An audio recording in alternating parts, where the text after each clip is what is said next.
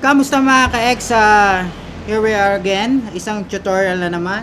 This time we're doing a buffing. So finishing to ng ating tutorial how to paint. So after nung paint natin is to proceed to buffing, ano. So bakit ba tayo nagba-buff? To smoothen out to yung mga rough surface ng ating motor due to the process of top coating. Pinapantay natin para lumabas yung tunay na kintab.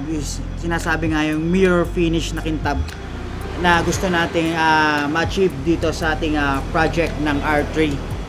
So this is the second part. Kung hindi nyo pa napanood yung first part,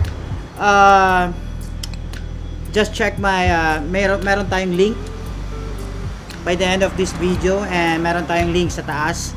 So ano ba yung mga kailangan natin para mag-buff ng ating R3 repaint with midnight blue color? So nangangailangan tayo dito ng, of course, the sandpaper, which is this one. And then ano ba yung mga grade ng sandpaper na kailangan natin? So kailangan natin ng 1,000 grit of sandpaper, and then 1.5, and then if you have a chance to have a 2,000 grit na sandpaper, bili tayo ng ganon, ano. So mga kung for the whole motorcycle, we need at least a 2 pair of sandpaper each, ano, para mas mapadali yung ating trabaho. Pwede naman yung single sheet of sandpaper, pero mas mapadali kung palaging matalim yung ating sandpaper, ano.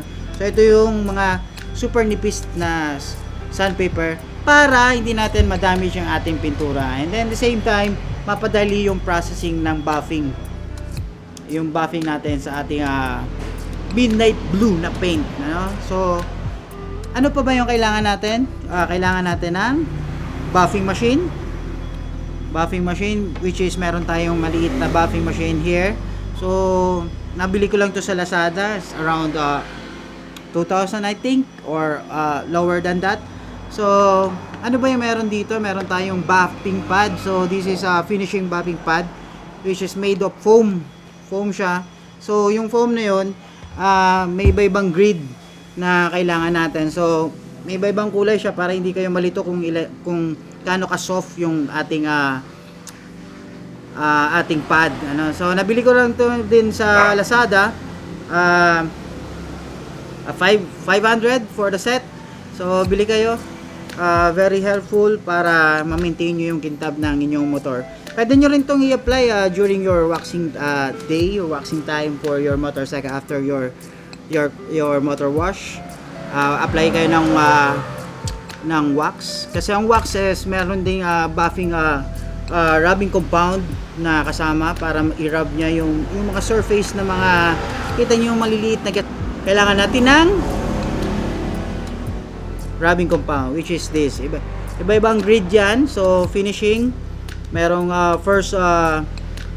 meron tayong first na number of rubbing compound, and the second, and then the finishing halos wax na to, ano, to para ma-achieve natin yung mirror finish ng ating motorcycle with the midnight blue color. So we're ready. It's time to buff. Yeah.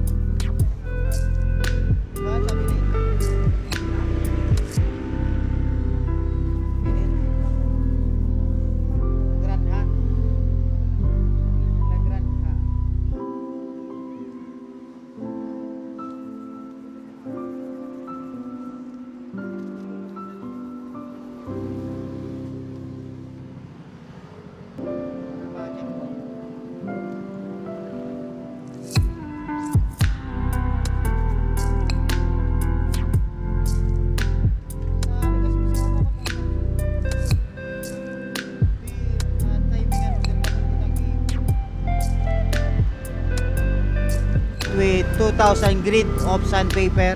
So apply tayo ng compound natin, finishing compound natin.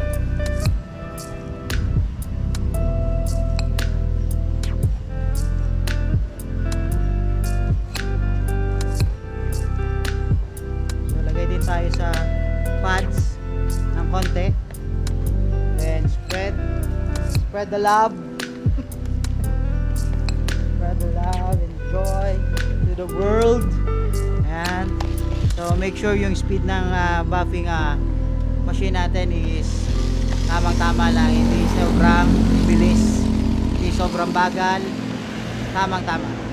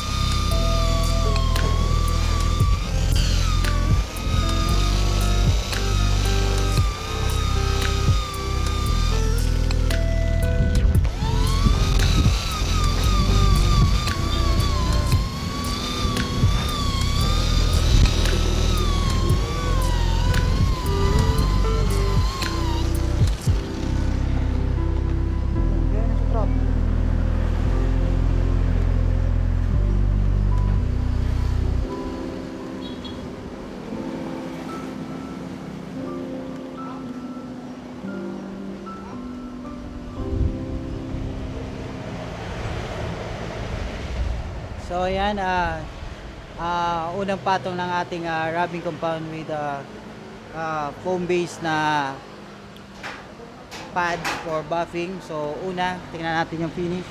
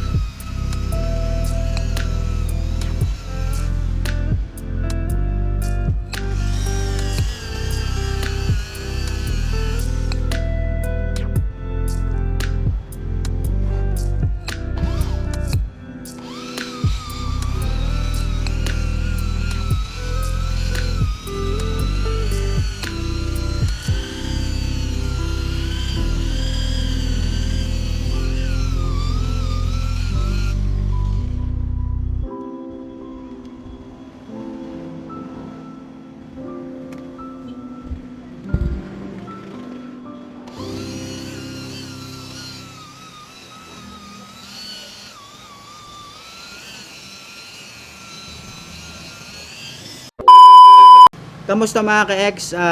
This motoXvlog. Kung may mga suggestions kayo and then comments or minamiss tayong part ng ating process, just comment down below para ma-notify naman ako. Ano?